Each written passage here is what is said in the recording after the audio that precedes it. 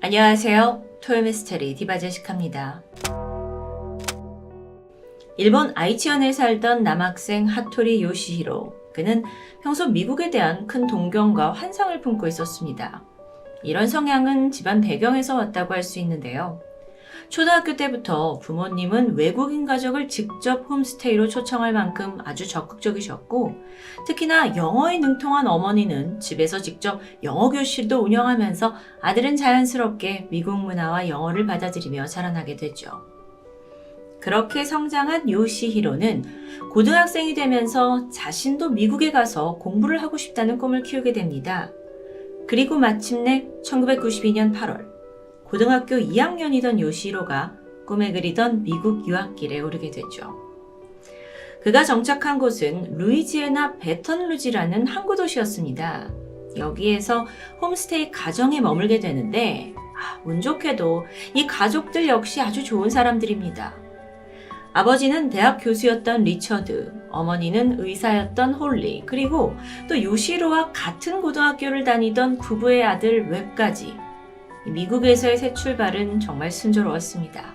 요시히로의 부모로서는 16살밖에 안 된 아들이 타지에서 잘 적응할 수 있을지 걱정했지만 그건 기우였죠. 굉장히 안정적이고 또 정겨운 홈스테이 가족들 덕분에 요시히로는 행복한 나날을 보냈습니다. 그가 일본에 있는 가족들에게 보내는 편지 내용을 좀 보면 그 감정이 다 들어있는데요. 새로운 문화에 대한 기대, 또 웅장한 자연에 대한 감동, 또 새롭게 만난 친구들에 대한 설렘들도 다 적혀 있었죠. 그렇게 유학을 떠난 지 2개월 반 정도가 지난 1992년 10월 17일이었습니다. 미국 생활과 학교는 여전히 좀 서툴렀어요. 하지만 조금씩 익숙해갈 무렵이었죠. 요시히로는 일본인 유학생을 상대로 한 조금은 이른 할로윈 파티에 초대됩니다. 파티라니요. 이건 정말 미국 생활의 꽃이죠.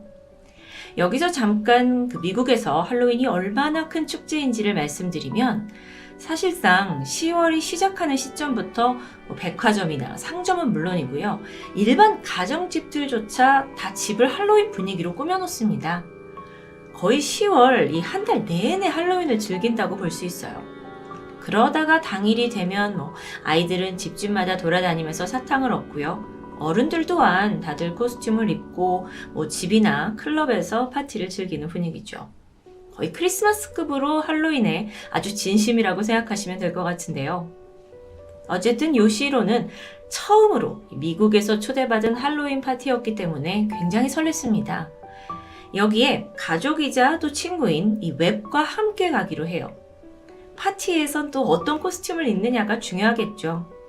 오랜 시간 고민을 한 끝에 요시히로는 얼마 전 재밌게 봤던 토요일 밤의 열기라는 이 영화 주인공 존 트라볼타를 흉내내기로 합니다. 이건 지금까지도 할로윈 단골 코스튬이죠. 인생 처음으로 딱 입었습니다. 얼마나 즐거웠을까요? 요시히로는 더 완벽한 비주얼을 만들어내기 위해서 평소 시력이 좋지 않지만 그날만큼은 안경을 벗기로 마음먹죠. 한편 웹은 며칠 전에 수영장에서 놀다가 목을 다쳤고 깁스를 한 상황입니다. 그래서 아예 머리와 손발에도 붕대를 다 감아버려요. 미라 코스튬으로 업그레이드 시켜버린 겁니다. 그렇게 분장을 마친 이 두 사람이 너무도 설레는 마음으로 파티가 열리는 친구 집으로 향하는데 그때 당시는 1999년이죠. 내비게이션 같은 게 없던 시절입니다.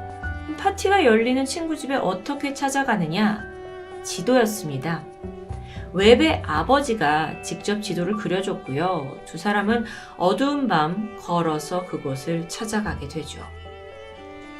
그렇게 지도 한 장에 의지한 채 도착한 곳 보니까 이미 마당과 현관에 화려하게 할로윈 장식이 되어 있습니다. 분위기도 좋고 두 사람이 점점 들뜨게 되는데 어라? 초인종을 계속 눌렀는데 마중 나오는 이가 없습니다. 너무 일찍 도착했나? 아니요. 사실 그곳은 파티 장소가 아니었습니다. 집을 잘못 찾아온 거죠. 하지만 두 사람은 장식을 보고 파티 집이라고 확신을 했었는데요. 그래서 몇 번이고 초인종을 눌렀어요. 근데 아무도 반응을 하지 않죠? 결국 이 두 사람이 집 옆에 있는 차고로 향합니다. 분명 파티니까 안에 누군가 있을 거라고 생각했던 거죠. 하지만 차고 역시 굳게 닫혀 있습니다. 그리고 그제서야 혹시 이 집이 아닌가 싶었는데요. 그래서 돌아가려던 순간 갑자기 차고 문이 천천히 열리기 시작했어요. 이때 요시히로의 머리에 든 생각은 파티장 안이 너무 시끄러워가지고 이제야 우리가 온 걸 들었구나 싶었고, 차고가 열리는 걸 보면서 즉각 안쪽으로 향하게 됩니다. 여러분, 보통 미국 차고 안에는 집 안으로 연결된 현관문이 있습니다. 그래서 그리로 들어가나 싶었죠. 근데 문 앞에 웬 험악한 표정의 남성이 서 있는 겁니다. 그는 집주인 30살의 로드니 피어스였습니다. 그리고 로드니의 손에는 총이 들려 있었죠. 입구 쪽을 향하고 있었는데요. 순간 뒤쪽에 있던 웹이 이게 아니다 싶었어요. 그는 미국인이니까 아는 거예요. 그래서 요시히로에게 야 들어가지 마! 라고 소리쳤죠. 하지만 이때 안경을 쓰고 있지 않았던 요시히로는 사물을 뚜렷하게 볼 수가 없었습니다. 그래서 이 로드니의 손에 든 총을 아예 보지 못한 듯해요. 어쩌면 그것조차 할로윈 소품이라고 생각했을지도 모릅니다. 그리고 그냥 무턱대고 다가가는데 집주인 로드니가 그를 경계했죠. 그리고 총을 겨눈 채 영어로 멈춰를 뜻하는 freeze를 외치게 돼요. freeze. 근데 요시히로가 이걸 please로 알아들었던 것 같습니다. 그래서 되려 저 파티에 왔어요 하면서 로드니 쪽으로 다가갔죠. 결국 로드니가 방아쇠를 당겼고 요시히로의 왼쪽 가슴에 매그넘 44구경의 총알이 관통했습니다. 이 44구경 매그넘, 이 총이요, 곰과 사슴 사냥에 쓰일 만큼 무게 있는 아주 동물도 한 방에 쓰러뜨릴 그런 위력의 총이라고 합니다. 근데 심지어 이걸 상당히 가까운 거리에서 맞게 된 요시히로는 즉각 쓰러졌고요. 이 상황을 알아챈 웹이 일단 도움을 요청하기 위해서 이웃집으로 달려가게 돼요. 그리고 잠시 후 구급차가 도착했죠. 막 피를 철철 흘리고 있던 요시히로가 이송이 되긴 했는데요. 병원으로 가던 중에 과다출혈로 사망하고 맙니다. 한편 집주인 로드니는 이 총을 쏜 직후 집 안으로 바로 들어갔고 문을 잠궜어요. 그리고 그때로부터 40분이 지나서 경찰이 도착할 때까지 단 한 번도 집 밖으로 나오지 않았고요. 그는 그때까지도 이 두 사람이 강도라고 굳게 믿고 있었던 것 같습니다. 미국에 유학 온 일본 고등학생이 문화 차이와 또 언어 장벽으로 인해서 할로윈에 목숨을 잃은 황당하고도 안타까운 사건입니다. 얼마 후에 이 사건이 일본에 보도가 되었죠. 그러면서 일본 열도는 충격에 휩싸입니다. 아니 어떻게 그럴 수 있냐 라고 다들 핏대를 세웠는데, 정작 미국에서는 이 사건을 사실 좀 다르게 해석하고 있었어요. 충분히 강도로 오인할 만한 그런 위협적인 상황이었다는 분위기였죠. 그러면서 일본이 너네 너무 과열한다 라고 비난하는데요. 어쨌든 요시히로의 죽음에 대해 분명 가해자는 재판을 받아야 했습니다. 그래서 1992년 11월 루이지애나 배턴루지 카운티가 집주인 로드니를 산해 치사 혐의로 기소하게 됩니다. 근데 로드니 측은 또 뭐라고 하냐면 내가 총을 쏜 건 정당방위였다. 그래서 완전한 무죄를 주장해요. 결국 12명의 배심원이 참여하는 형사재판이 열리게 되고요. 이 재판에서의 쟁점은 로드니에게 과연 사리가 있었는지 아니면 정말 정당방위로 나 자신과 가족을 지키기 위해서였는지 그걸 가려내야 하겠죠. 사건이 있던 그날 로드니 피어스의 진술에 따르면 그는 아내와 3명의 아이들과 함께 집에서 주말밤을 보내고 있었습니다. 근데 난데없이 초인종이 울려요. 나가보니까 웬 젊은 남성들이 집 앞을 서성이는 겁니다. 로드니가 수상함을 느꼈고 즉각 아내에게 총을 가져오라고 말해요. 이 과정에서 경찰에 신고는 하지 않았습니다.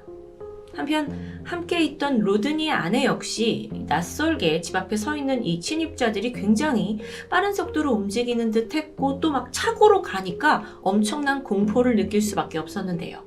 이 이야기는 남편의 증언에 힘을 실어주게 되죠. 여러분 아시다시피 이 미국은 범죄율이 아주 높은 곳입니다. 그래서 집 앞에 또 젊은 낯선 남자 둘이 있다는 건 분명 위협적인 상황이라는 건 공감할 수 있어요.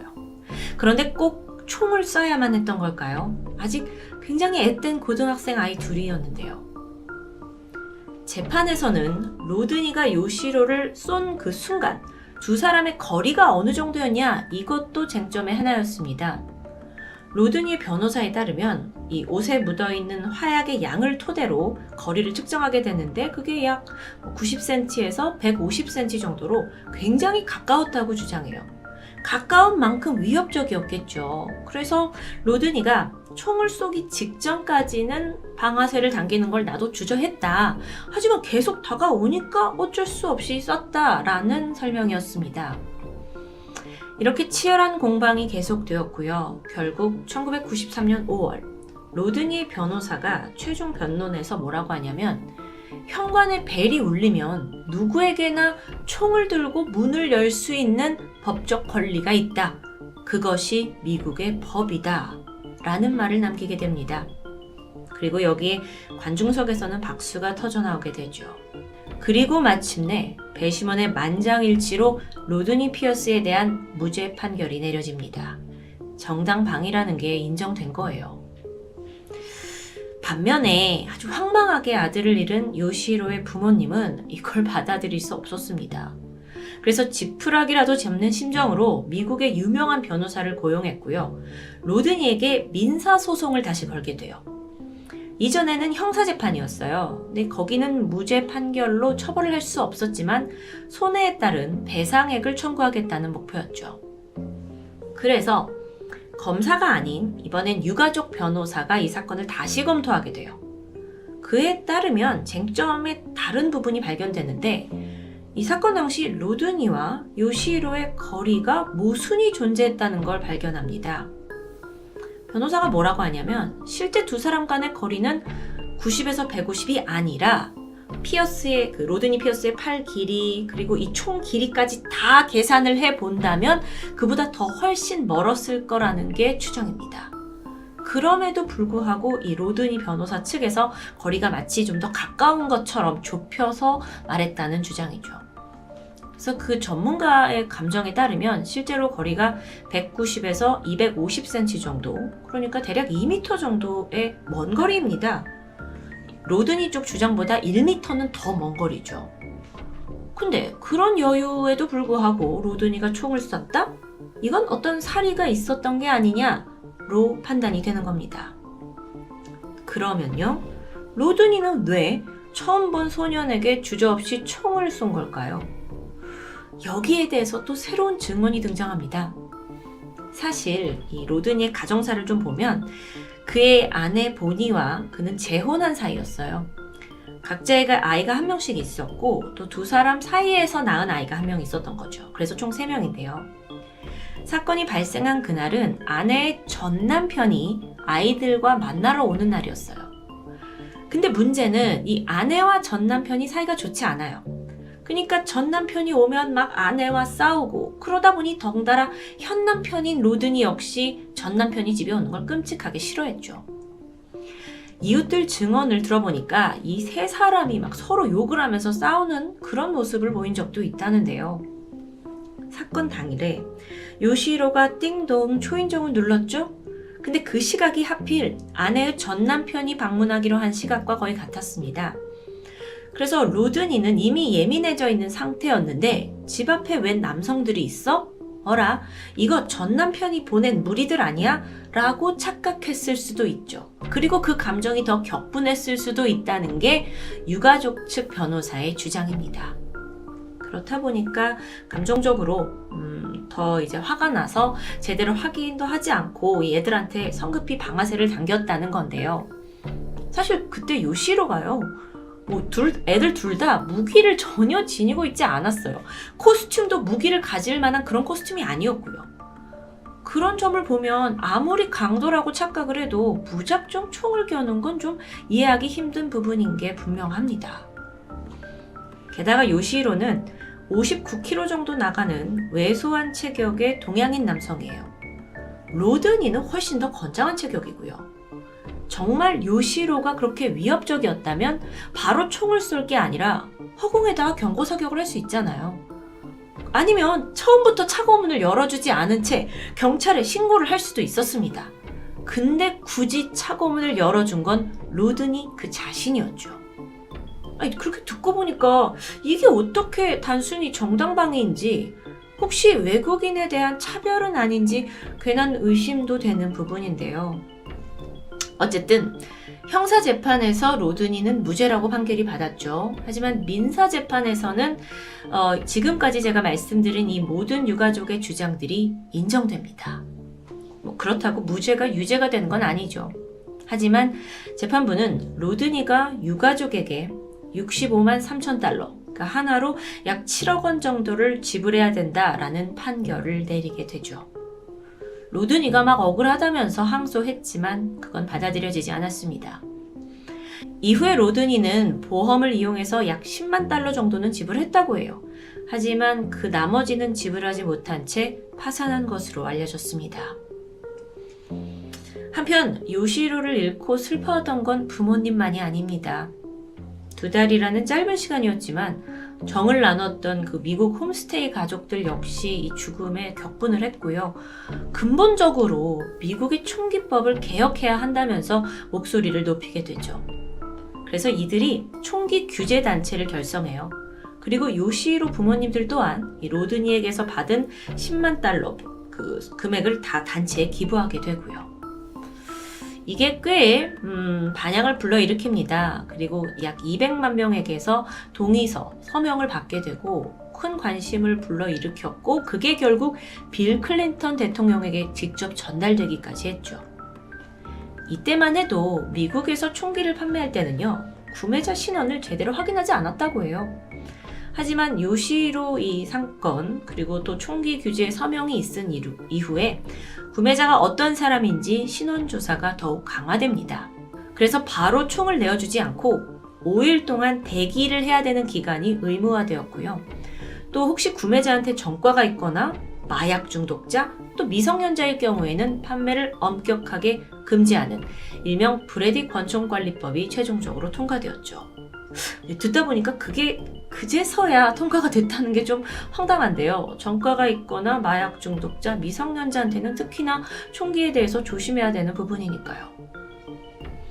아메리칸 드림을 꿈꾸면서 미국 땅을 밟은 일본인 소년. 그저 할로윈 파티에 들떠있던 소년에게 섣불리 겨누어진 총구.